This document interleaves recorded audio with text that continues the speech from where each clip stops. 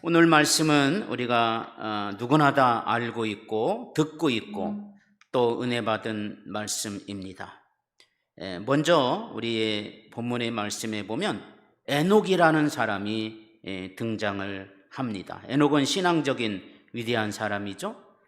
그래서 에녹뿐만 아니라 창세기 5장에 보면 낳고 죽었다 뭐 그런 사망장이다 이렇게도 부릅니다. 그 중에서 우리가 에녹을 소개하면서 사망으로 달려가고 죽었다 또 다시 났다 하는 삶 속에서 안 죽은 사람이 하나 등장을 하게 됩니다. 죽음을 보지 않고 천국으로 올라간 것이죠. 천국은 분명히 존재합니다. 이 땅을 우리가 살다 보면 없는 것을 말할 수는 없을 겁니다. 이건 추상적 개념이 아니라 바로 에녹은 천국으로 들어갔다. 이렇게 살아있는 채로 들어갔죠. 바로 에녹은 살아있기 때문에 하나님의 나라에 그냥 들려 올라갔다. 이렇게 얘기하죠. 우리가 잘 아는 대로 엘리야도 살아있는 채로 들려서 하나님의 나라에 올라갔다. 이렇게 얘기합니다. 예수님도 하나님의 나라에 들려서 구름 타고 올라가셨다. 이러는데 에녹이나 엘리야는 부활됐다고 말하지 않습니다. 예수님만 부활했다. 이렇게 얘기죠. 왜 그러냐면 완전히 죽었기 때문에 죽고 난 이후에 다시 살아나는 것 이것만이 부활이지 살아있는 상태로 올라간 것은 부활이 아니고 이건 우리를 변화다. 이렇게 얘기합니다. 그렇기 때문에 우리가 잘 아는 대로 이분은 특히 이 본문에서 나오는데 이분은 이 땅에 살면서 하나님 앞에서 그가 이렇게 얘기하죠. 하나님과 동행했다. 이렇게 쓰고 있습니다. 에녹이 하나님과 동행하더니 하나님이 그를 데려가심으로 세상에 있지 아니했다. 이렇게 얘기하는데 그가 하나님과 동행했던 결정적 증거가 오늘 우리가 본문의 말씀에 보면 무두셀라를 낳은 후에 동행하더니 이렇게 얘기하고 있죠. 300년 동안을 하나님과 동행하며 자녀를 낳았다. 이렇게 쓰고 있거든요. 그러므로 무두셀라를 낳은 사람이 에녹인데 이 에녹은 바로 65세에 무두셀라를 낳았고 무두셀라를 낳은 후 300년 동안 하나님과 동행했다. 이렇게 얘기합니다. 여기 보면 무두셀라, 우리가 잘 아는 대로 이 사람은 969살까지 살다가 간 사람이죠. 1000살 가까이 살았습니다. 이 무두셀라에 대해서 우리가 오늘 묵상하려고 합니다. 특히 오늘 창세기 5장에서 아주 결정적 인물이 바로 무두셀라입니다. 저는 이 무두셀라를 되게 좋아합니다. 저처럼 아마 키가 적었을런지는 모르겠지만 그것까지 됐으면 되게 더 좋았을 것 같아요. 근데 이 무두셀라는 가장 세상에서 오래 산 사람인데 이 사람이 왜 이렇게 오래 살았을까? 이 사람이 오래 산 아마 이유가 있을 겁니다. 그는 과연 어떤 사람이 이렇게 오래 살았을까? 저는 첫 번째로 이렇게 생각해요. 바로 경건한 자손이었다. 그의 아버지가 누구라고요? 에녹이라는 사람이 있었어요. 믿음 좋은 아버지 밑에서 자랐어요. 이 에녹도 무두셀라를 낳은 후에 그 이름의 뜻이 뭐냐면 이 사람이 죽으면 세상이 심판을 받는다 이 뜻인데 실제는 이 사람의 이름은 상을 가지고 지키는 자 이런 뜻입니다. 쉽게 말해서 파수꾼이고 그리고 우리가 불침번이 그래서 이 사람이 잘못되고 이 사람이 자기 일을 제대로 못하면 망한다 이런 뜻이거든요. 그래서 이 이름이 이렇게 계속 전해 내려오면서 이 사람이 죽을 때 세상이 심판을 받는다 이런 뜻으로 우리에게 알려주고 있는 거죠. 그래서 이 무두셀라가 딱 나온 후에 에녹이 그때부터 모르겠어요. 에녹은 여기 보면 이렇게 쓰고 있죠. 65세에 무두셀라를 낳았다 해놓고 그 다음에 하나님과 동행했다. 그러니까 65세 전까지는 아마 그냥 보통 믿음의 사람으로 살았을 것 같아요. 그런데 무두셀라를 낳은 후부터 이 아버지가 그때부터 하나님과 동행했던 모습을 분명하게 보여주고 있다. 이렇게 말할 수가 있는 거죠. 그러므로 하나님과 동행하는 그 아버지를 둔 자손입니다. 무두셀라는. 그러죠? 그렇기 때문에 아버지의 믿음이, 어머니도 당연히 좋았겠죠. 바로 아버지 어머니의 믿음이 아주 좋아가지고 그 다음에 이 아들이 그 믿음이 그대로 이어갈 수밖에 없었던 거죠. 아버지 어머니가 믿음이 좋으면 자녀들이 믿음 약한 사람도 있기도 하고 그러지만 대부분에는 결국에는 언젠가는 그 자손들이 그 돌아오는 경우를 거의 봅니다. 거의 보는데 우리가 잘 믿고 잘 신앙생활하고 해야 될 이유가 뭐냐면 우리의 자식들이 잘 된다는 겁니다. 믿습니까? 예, 저는 우리 어머니 아버지가요 3년 안에 돌아가셨고 그 3년 안에 우리 장모님 장인 어른도 다 돌아가셨어요. 이게 3년 안에 4분이 다 돌아가셨거든요. 저를 위해서 기도해 준 우리의 장모님 장인 어른, 우리 어머니 아버지, 그 열심히 새벽마다 나가서 막 기도해 줬던 분이 3년 안에 다 돌아가셨는데, 그때부터 나를 위해서 기도해 줄, 적극적으로 기도해 줄, 정말 자식을 위해서 기도해 줄 어르신들이 다 돌아가셨는데, 지금 생각해 보면 옛날보다 훨씬 더 잘 됐습니다. 예. 제 이름이요 유시선인데 옛날에는 그냥 별로 없었어. 근데 요즘에는 우리 경찰관들이 많이 알아주더라고. 요즘에는 많이 그래도 이렇게 좀 교인들도 옛날보다 많이 순해졌어. 우리 교인들이 엄청 센 교인이었거든요. 나보다 덩치도 크고 우락부락하고, 그런데 내가 감당할 수 없었던 일들이 되게 많았는데 우리 어머니 아버지 장인 어른이 돌아가신 이후에 이상하게 우리 교회도 말이죠 아주 행복해졌어요. 안 믿어지시나 본데 얼굴이 빛이 안 납니까? 이게 우리 어머니 아버지 장모님 장인어른이 돌아가신 단위에 더 잘 됐다니까. 제가 우리 성동경찰서의 경호실장이 3년부터 지금 3년 됐는데, 그때 우리 어머니 아버지 양가 부모님들이 돌아가신 이후부터 이게 하나님이 저에게 이런 은혜를 주셨습니다. 성동경찰서 경목실을 담당하는 거 굉장히 영광스러운 일인 줄로 믿습니다. 아멘이 별로 시원치 않은데 저에게는 엄청난 일입니다. 이번에 국회의원 후보 될 사람이 저를 찾아왔어요. 목사님, 성동 지역에서 뭐 유명한 목사님, 원래 유목사니까 유명한 목사, 나는 그 사람들을 알지도 못하는데 찾아왔더라. 그래서 내가 느끼는 게 있어요. 우리 어머니 아버지 장인 장모께서 천국에 가셔서 하나님 보좌 앞에서 나를 위해서 기도해 주는구나. 우리 계장님 웃으시는데 믿으시기를 바랍니다. 아니, 우리 하나님 보좌 앞에 전에는 세상에 있어서 기도하다가 말다가 왔다 갔다 하셨는데 아프기도 하고, 그런데 하나님 보좌 앞에서 저를 위해서 기도해 주니까 제가 세상에서 잘 된다, 저는 그렇게 믿습니다. 물론 제 말에 똥 맞는 얘기는 아니지만 그러나 나에게는 딱 맞는 얘기입니다. 왜 그러냐면 거기 가서 뭐 하겠습니까? 하나님 보좌 앞에서 자녀들을 위해서 축복하며 기도할 줄로 믿습니다. 요한계시록 7장 9절로 11절 15절에 보면 하나님 보좌 앞에 서가지고 우리를 위해서 기도하시는 우리의 신앙의 조상들이 있다는 거, 그 대단한 축복인 줄로 믿습니다. 할렐루야. 예. 그래서 그 잘 되는 경험을 하거든요. 뭘 하겠어요? 거기에 가서 우리 자식들을 축복해 주세요. 하나님 보좌 앞에서 우리 어머니 아버지, 그것도 장인 장모 4분이 막 거기서 기도하니 이게 얼마나 잘 되겠습니까? 키만 안 크지만 다른 건 다 잘 되는 거예요. 이게 하나님의 은혜인 줄로 믿습니다. 그런데 지옥 간 부모님은, 지옥은 원래 저주받은 곳이니까 축복이 할 수가 없겠죠. 예. 그러니까 어지간하면 부모님을 지옥 보내야 되겠어요? 어지간하면 천국 보내야 되겠어요? 이미 가신 분들은 아무 말도 안 하시는데 할 수 없습니다. 천국 보내는 게 가장 중요한 일인 줄로 믿습니다. 무두셀라는 천국 간 자기 아버지를 있기 때문에 그가 잘 됐다니까.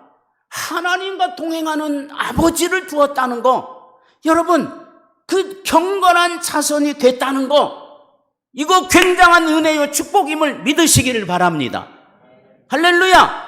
여러분, 아브라함이 어땠어요? 아브라함이 하나님 믿고 몇 살까지 살다 하면 175살까지 살았거든요. 아브라함이 175살까지 살면서 손자를 봤거든요. 손자가 누구냐면 야곱입니다.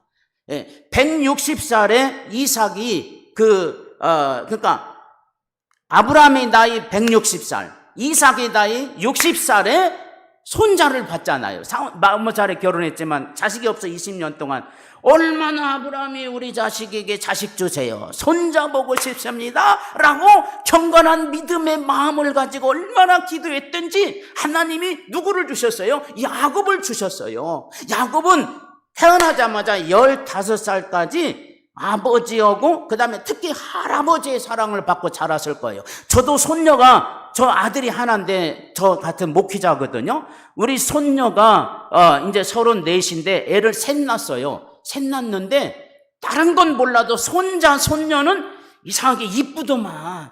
이상하게 손자 손녀는 이상하게 아들 며느리보다 조금 더 이쁘더만. 그 희한합디다. 그 위해서 기도해 주는데 아브라함도 마찬가지였을 겁니다. 비록 자기 손자와 15년 동안밖에 안 살았지만 아침마다 일어나면 자기 손자를 놓고 기도했을 거 아닙니까?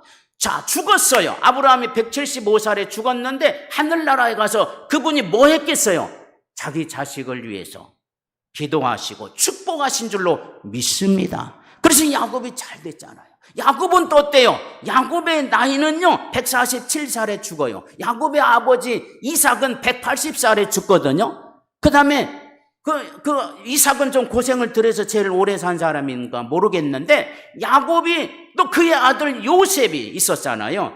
요셉이 110살에 죽을 때까지 요셉은 형통한 사람이에요. 어려움과 고통과 시험과 수많은 일들이 있었지만 그의 믿음의 조상들이 있었기 때문에 하나님이 요셉과 함께 하시는 일에 굉장한 중요한 역할을 한 줄로 믿습니다. 그러므로 여러분, 믿음의 경건한 자손이 되는 것 축복인 줄로 믿습니다. 오늘 여기 무드셀라는 그의 집은 아침마다 기도했고 안식일마다 예배드렸고 잘 때도 기도하고 항상 제단 쌓고 여기 하나님과 동행했다는 말이 그거 아니면 뭐 했겠습니까? 늘 하나님을 의식하며 사는 가정에서 자란 것, 이것이야말로 무드셀라에게 경건한 자손이 되는 은혜와 축복이 있은 줄로 믿습니다. 우리 성경의 욥도 마찬가지지 않습니까? 우리 감리교 창시자인 웨슬레 목사님도 마찬가지입니다. 후손들이, 모든 경건한 가정의 후손들이 나중에는 은혜와 축복의 사람이 되었고 나중에 세상에서도 하나님께 멋지게 쓰임받은 사람이 된 줄로 믿습니다. 오늘 무드셀라는 경건한 자손으로 살아갔다는 거, 믿음의 자손 된 거, 신앙의 자손 된 거, 이거 하나님 앞에 아름다운 축복인 줄로 믿습니다. 그 다음에 무드셀라는 또 한 가지 우리가 아주 중요한 것이 있는데 그 시대에 꼭 필요한 사람으로 살았던 거죠. 그게 이름의 뜻이 바로 이 사람이 죽으면 세상이 심판을 받는다, 이렇게 얘기했단 말이죠. 그래서 무드셀라의 나이가 거기 보면 정확하게 369살에 거기 나옵니다. 한번 보겠습니다. 다시 21절로부터 무드셀라를 낳았고 무드셀을 낳은 후 300년 하나님과 동행하며 자녀를 낳고 그는 365세를 살았더라. 에녹이 하나님과 동행했더니 하나님이 그를 데려가심으로 세상 잊지 아니었더라. 오늘 여기까지 읽었는데 그 다음 절에 보면 무드셀라는 187세에 누구를 낳았어요? 라멕을 낳았다. 라멕은 능력 있는 자라는 뜻인데, 자, 기억하세요? 몇 살이에요? 187 기억하세요. 라멕을 낳았고 그 다음 26절에 보면 라멕을 낳은 후 782년을 지내며 자녀를 낳았다, 이렇게 얘기하죠. 그는 900 몇 살이에요? 거기 보면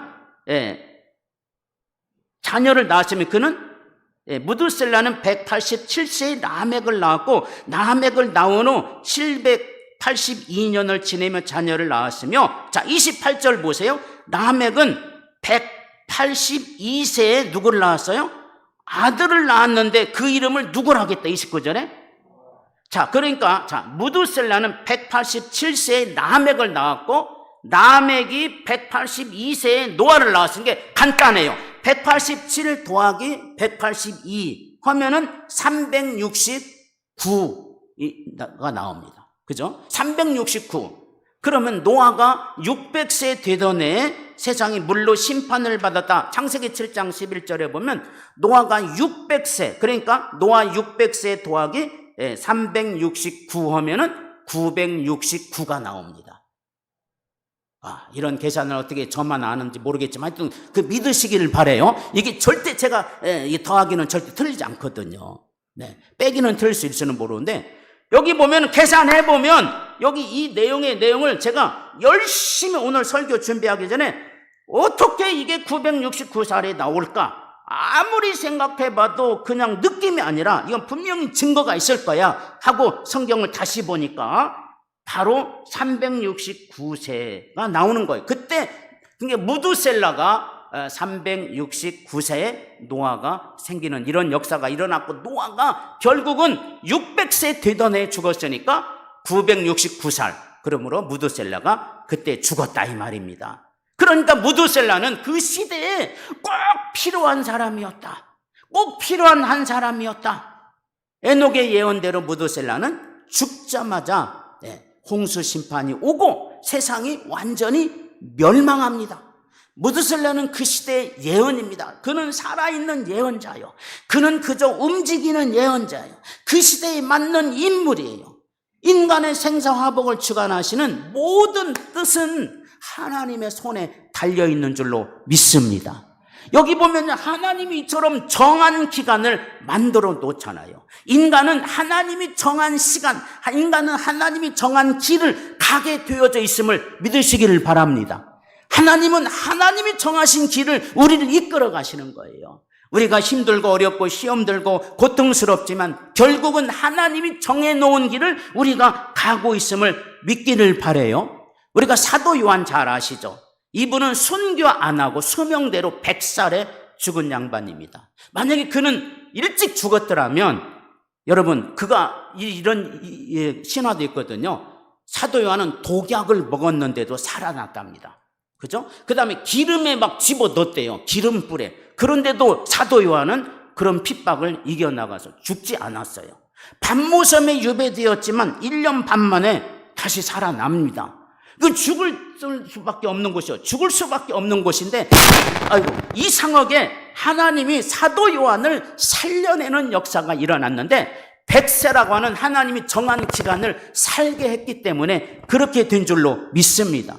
그래서 에베소 교회의 목회자가 되고 요한복음, 요한 1, 2, 3서를 기록해서 복음을 전하는 사람이 되는 이것이 무엇입니까? 하나님이 그 죽을 고비를 다 이기고 순교당할 즈음에도 그는 순교당하지 않고 그래서 그 시대에 꼭 필요한 사람이기 때문에 하나님이 그 모든 어려움과 시험과 낙담과 좌절을 이겨나게 하신 줄로 믿습니다. 우리 지난번에 한경진 목사님 기념관에 우리 교경협의회에서 갔는데요.